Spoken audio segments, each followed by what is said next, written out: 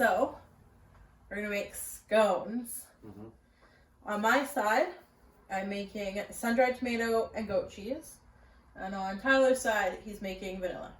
The key to scones is having cold ingredients. So I've taken the butter out of the freezer, the egg and milk out of the fridge, and everything else is good to go. Okay, we're gonna start by grabbing our butter. So that's your half. And we're gonna put it into our flour.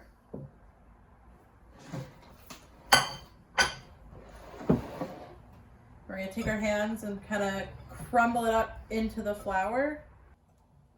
We want our butter to be pea-sized approximately. The butter is what's gonna create the flakiness of your scone.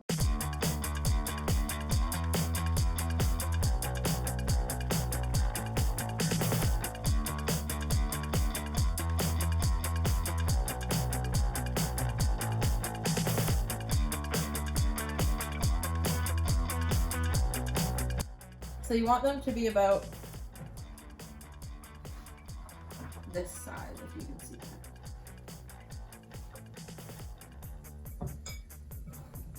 that. Can I put mine in now? Yeah, you can pour your milk in and then... Do I whisk it or do I hand it? Hand. You're gonna hand mix it and you're not gonna over mix it. Just until everything's incorporated.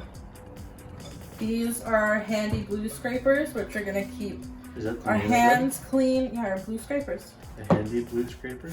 Yeah, just your blue scraper.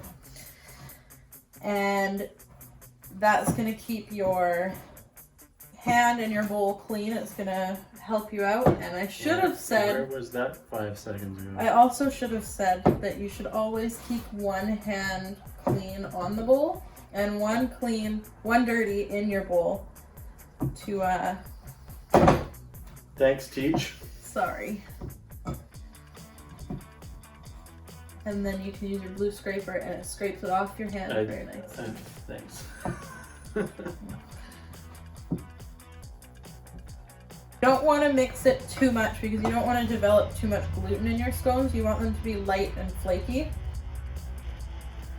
But you also don't want any dry pockets of flour because that's not going to taste very nice either.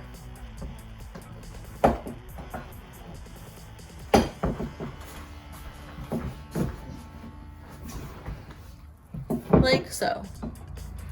We're going to flour our surface. In this case, my favorite marble slab. We're going to lightly dust it, pour our scone mix over top, dust it again, roll it, cut it, and tray it up for baking. So I will do the first one and show you, and we'll clean it off from the different flavor and we'll try it out with the vanilla.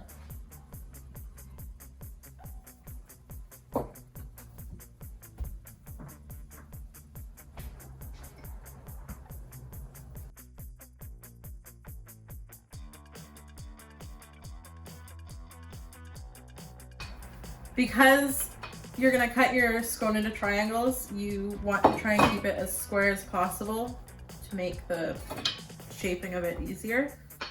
You don't want to roll it out too thin because you still want some nice volume to your scones.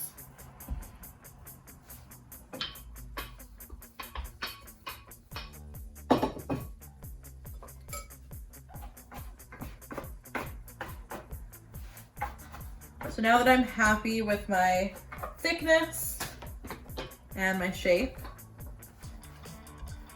I'm gonna get my handy metal scraper and I'm gonna cut it in 4.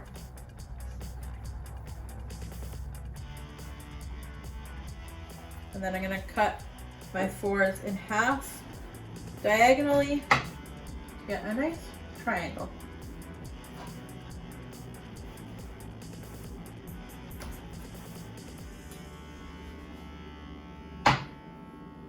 Then we can tray them up. Not too close to one another because you do want them to have some room to grow.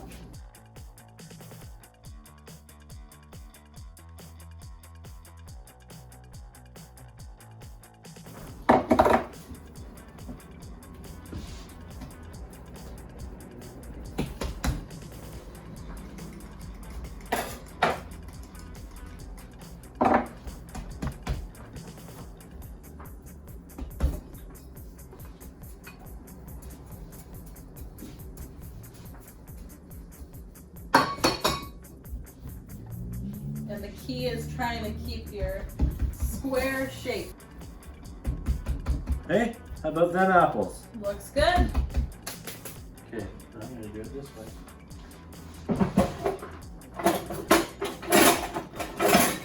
There's Pizza guy. not really a right or a wrong way, so whatever you find is comfortable.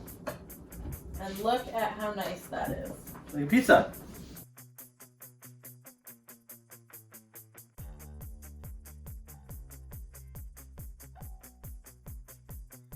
So walk me through the process of using the saw. Okay, so there's a pre-cut or predetermined line. There is. Okay, your blade is going to cut on my side of the line, Okay, and then so just bring the saw blade down without turning it on. got it. Line the blade up with your mark. Yep. Your left hand needs to be on top of the board, Okay, closer to the blade, okay, pushing down and against the fence. okay. Okay, now bring the blade up. Bring the blade up. There you go. Yep. Now start it.